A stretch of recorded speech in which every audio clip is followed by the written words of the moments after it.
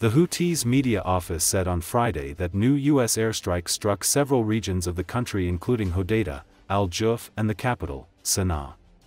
In statements posted on Telegram, the rebel group said that U.S. aggression targets Al-Lahia district with airstrikes, as well as Al-Hamadat district in Al-Jewf governorate among other areas. There was no confirmation or comments from the U.S. government on the strikes.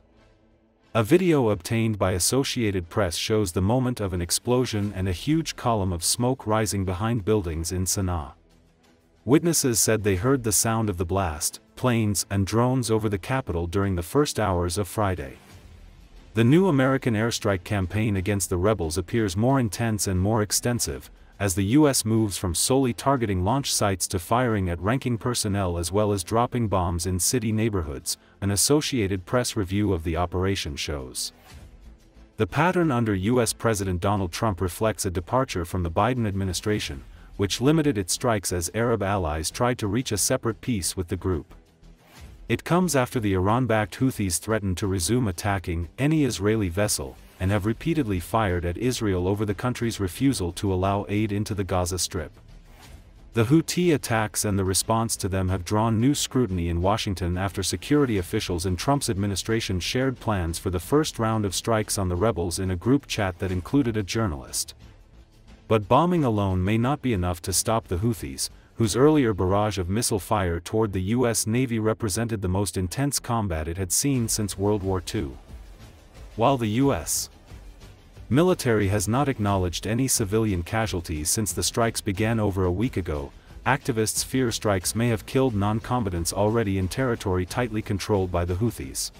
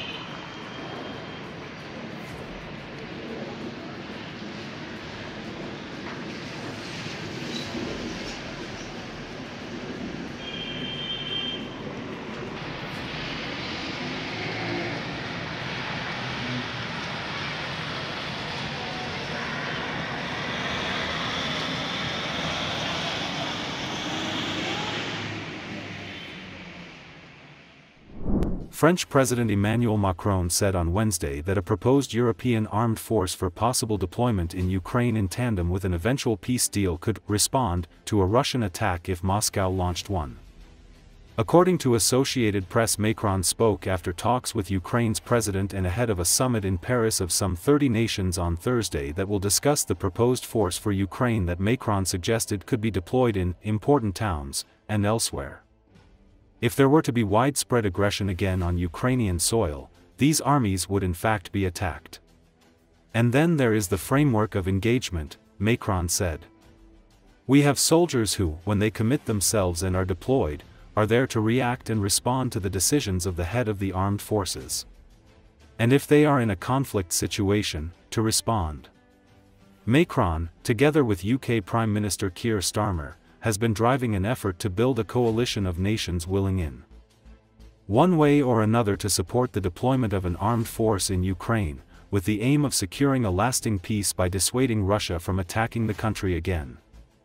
Macron didn't specify what sort of response he envisaged in the eventuality of a Russian attack.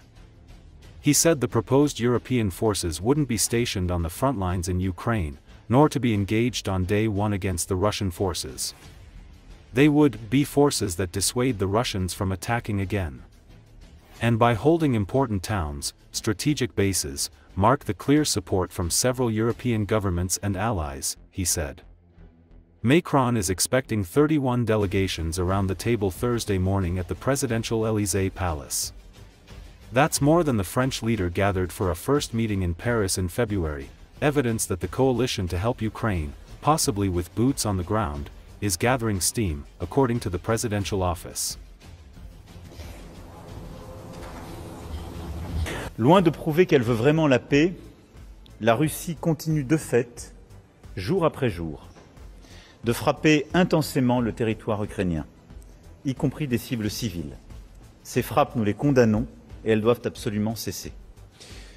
Au total, là où vous avez su, Monsieur le Président, prendre le risque de la paix, en proposant et en acceptant ce cessez-le-feu de 30 jours en air, mer et sur les infrastructures civiles, à date, la Russie n'a apporté aucune réponse solide et par ses actes, elle a montré sa volonté de guerre et de continuer l'agression. Merci, cher Volodymyr, d'être là et à travers vous.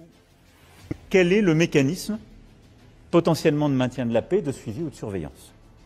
On en parlera demain. Ce n'est pas à nous de le préempter, c'est à nous d'apporter de la rassurance là-dessus et peut-être un cadre et un soutien si le choix qui est fait par l'Ukraine est celui des Nations Unies. Mais ça, c'est le cadre d'opérations de maintien de la paix éventuellement et de ce qui se passe sur la ligne de front.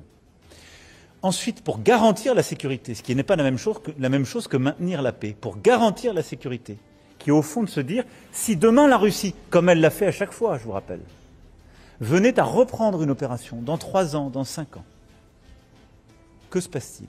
Qu'est-ce qui fait qu'on ne reproduit pas les erreurs d'hier? Première chose, le format de l'armée ukrainienne.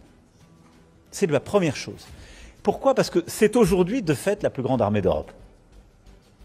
Et donc, tout le travail qu'on a commencé, qu'on va poursuivre, c'est de se dire quel est le format d'armée ukrainienne et quelles sont les capacités dans la main de cette armée ukrainienne qui lui permet de dissuader une nouvelle agression russe ou de résister à celle-ci. Et donc là, c'est un travail à la fois militaire, programmation, de formation, capacitaire et de soutien dans la durée à cette armée des Européens, parce qu'en quelque sorte, elle est l'avant-garde de notre sécurité collective.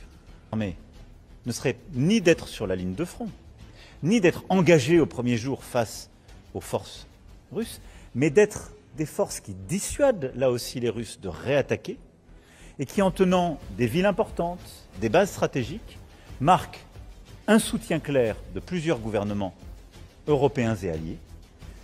2, permet d'avoir peut-être des soutiens logistiques ou de la formation sur sol aussi ukrainien.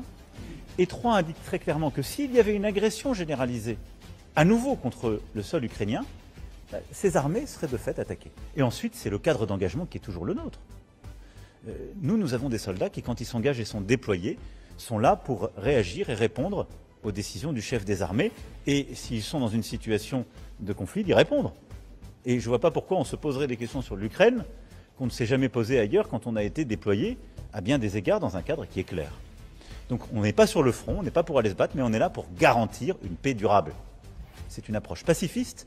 Et les seuls qui déclencheraient à ce moment-là un conflit, une situation belliqueuse, ce seraient les Russes s'ils décidaient une nouvelle fois de lancer une agression. Voilà le cadre strict sur lequel nous sommes en train d'avancer.